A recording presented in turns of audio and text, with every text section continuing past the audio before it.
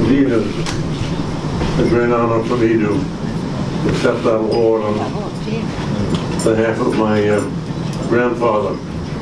And I think he would be pleased that his great-grandson, Robert D. Morgenthau, and his great-granddaughter, Sarah Morgenthau, are also with us today.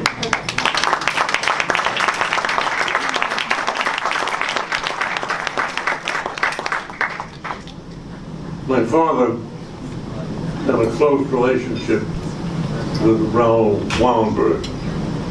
He was the chairman of the War Refugee Board. And Raoul Wallenberg was a key person who worked out the saving of some 200,000 Hungarian Jews. It was Wallenberg, with his courage and tireless effort, that saved those lives and provided a model for the kind of humanitarian sacrifice the world so needs today. It's not a coincidence, connection between the Armenian Genocide and the Holocaust. And some of you may remember that Hitler called his generals together August 21, 1939, to tell them they were going to go into Poland. And he said, this is an official document. I want every man, woman, and child in the path of our armies killed. And for those who say, what will the world say? I say, who remembers the Armenians? The Armenians have been remembered. Hitler might not have been so free with his reckless criminal behavior. This year, the centennial of the genocide has brought an unprecedented level of awareness of the slaughter and deportation of the Armenians. But what is far less well known, but what consumed my grandfather equally, is the sad history of the betrayal of the Armenian people in the quest for self-determination. Throughout their history, Armenians showed great courage in resisting dominance by invading armies. The rebellion in Zaitan, the defense of Van, and of course the historic resistance of the Armenians to Valadao displayed the determination of a proud people, indomitable in spirit and unwilling to surrender their faith or their identity.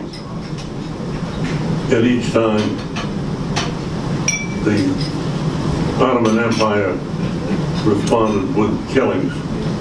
In response, President Woodrow Wilson firmly committed the policy of the United States to the establishment of the Armenian homeland. This flowed from his 14 points, one of which was the principle of self-determination. The President appointed a commission, the King-Crane Commission, to set forth specific proposals to manifest this basic principle. In August of 1919, the Commission concluded that the Armenians should inhabit a homeland and restore losses from the atrocities suffered periodically at the hands of the Ottoman Empire from 1894 through 1916.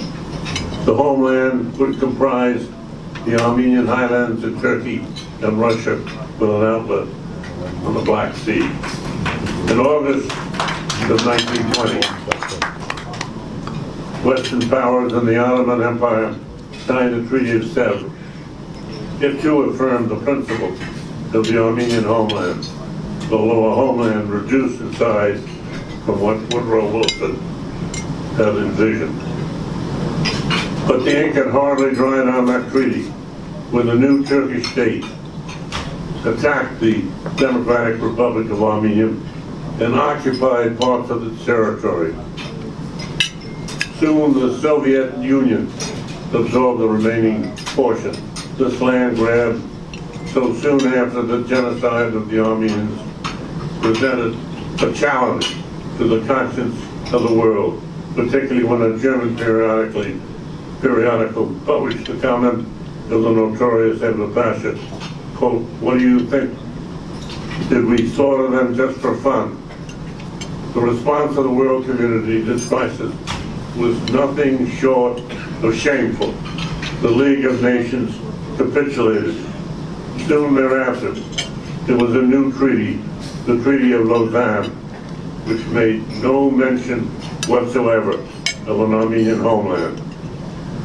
This explains why, for 80 years, Armenians suffered under the Soviet oppression.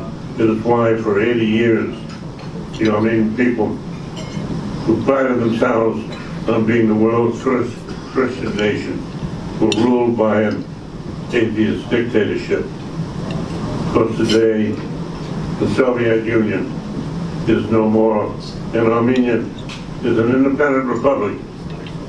And yet, as Armenians and their supporters all around the world marched this year for genocide recognition, they did so under a twofold banner: I remember and I demand.